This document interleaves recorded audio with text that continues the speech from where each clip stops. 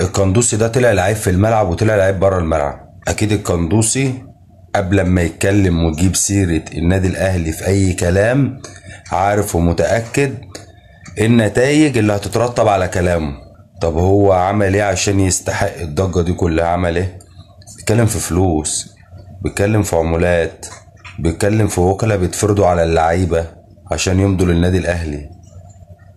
طب القندوسي بيتكلم صح؟ طب القندوسي بيتكلم غلط؟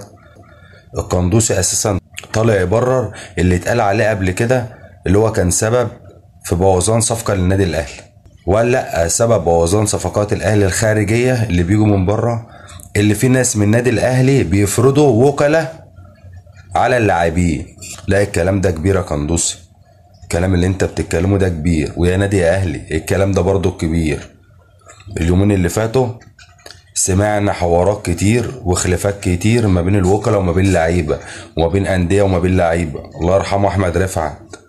مش هنبقى كلنا مع قندوسي في كلامه. ليه؟ عشان في شق تاني اللي هو النادي الاهلي، اللي هو بقى في مين نيابه عن النادي الاهلي؟ مين؟ امير توفيق. طبعا الناس كلها على اللي احنا عارفينه واللي احنا بنسمعه، الناس كلها بيقولوا اللي ده راجل متربي وراجل ابن ناس وراجل مش محتاج اللي هو يعمل الكلام ده ولا تربيته تسمح بكده. طب الكلام هنا في سمعة. طب الكلام هنا اللي فيه 2 وكلاء في مصر اللي هم المفروض اللي مفروضين عليه، وفي وكيل من بره مصر. طب الموقف ده ما ينفعش الاهلي يقف من بعيد كده ويشوف الدنيا فيها ايه. لا،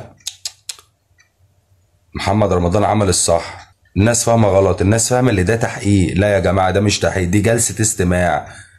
مفروض النادي الاهلي بكره هيتكلم مع القندوسي يقول له كلمتين. بناء على ايه قلت الكلام ده؟ ايه اللي حصل معاك او ايه اللي انت عرفته اللي الكلام ده بيحصل؟